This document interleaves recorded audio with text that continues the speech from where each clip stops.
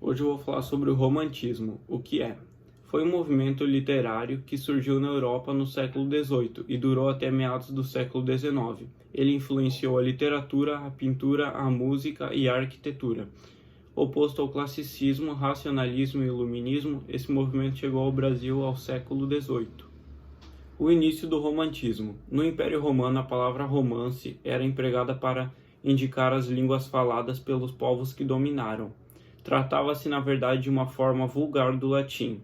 Tudo que era escrito naquele latim, portanto, era chamado de romance. Foi no livro Os Sentimentos do Jovem Werther, publicado na Alemanha em 1774, que o romantismo se baseou.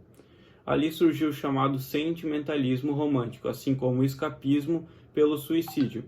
Foi onde teve a maior quantidade de suicídios ligado à literatura em todos os tempos. Na Grã-Bretanha, o romantismo só apareceu no início do século XIX. Destacaram-se nesse período os versos de Lord Byron. Uma das principais características do romantismo é a oposição ao modelo clássico, estrutura do texto em prosa longo e o desenvolvimento de um núcleo central. Narrativa ampla refletindo uma sequência de tempo e o indivíduo ele passa a ser o centro das atenções. Uso de versos livres e versos brancos, exaltação do nacionalismo, da natureza e da pátria, idealização da sociedade, do amor e da mulher, e uma criação de um herói nacional, as supervalorizações das emoções pessoais, egocentrismo, saudades da infância e uma fuga da realidade. Classicismo e romantismo, qual a diferença? O classicismo ele segue um padrão clássico e o romantismo ele não há um padrão a ser seguido. O romantismo ele é universal, pessoal e subjetivo. Já o classicismo ele é universal, impessoal e objetivo. Ele surgiu na Antiguidade Clássica e o romantismo da Idade Média. O romantismo ele segue cristianismo, já o classicismo paganismo. Ele tem a inteligência e o romantismo a imaginação, e o romantismo ele tem a sensibilidade e o folclore. Já o classicismo a razão e a erudição. O classicismo ele tem a disciplina e o romantismo a libertação. O romantismo ele tem a imagem sentimental e subjetiva do homem e da mulher. Já o classicismo ele tem a imagem racional do homem e da mulher. Ele também é perfeccionista de forma e o romantismo ele tem versos livres e brancos. Nacionalismo, o que é? Os românticos eles pregam o nacionalismo, incentivam a exaltação da natureza pátria, o retorno ao passado histórico e na criação de um herói nacional. Na literatura europeia, os heróis nacionais são belos e valentes cavaleiros medievais. Na brasileira, são os índios, igualmente belos, valentes e civilizados. A natureza também é exaltada no romantismo. Ela é vista como uma extensão da pátria ou refúgio, a vida agitada dos centros urbanos do século XIX. A exaltação da natureza ganha contornos de prolongamento do escritor e de seu estado emocional. O romantismo poesia. Ele ocorreu ao mesmo tempo em que o romantismo prosa e teatro, e se divide em 3 gerações. A primeira geração, ou nacionalista indianista, ocorreu entre 1836 a 1852. Exaltava a pátria e a natureza, e prezava a construção de um herói nacional. Na Europa, eram os cavaleiros medievais. No Brasil, a figura de um herói nacional era o índio. Não apenas um índio qualquer, mas um índio com grandes feitos e extremamente exagerado. O poeta mais influente nessa geração é Gonçalves Magalhães, que introduziu a primeira geração romântica no Brasil.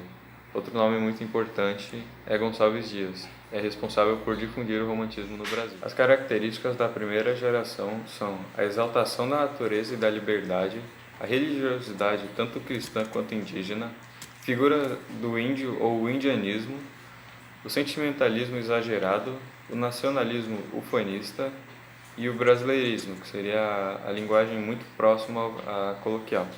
As obras de Gonçalves Magalhães são Suspiros Poéticos e Confederações dos Tamoios. E algumas características das obras de Gonçalves Dias são a natureza e saudades entrelaçadas, lamentações pelo amor impossível e anseios e inquietações dão certo o tom de lirismo amoroso e o indianismo. A segunda geração ela é conhecida como ultrarromântica.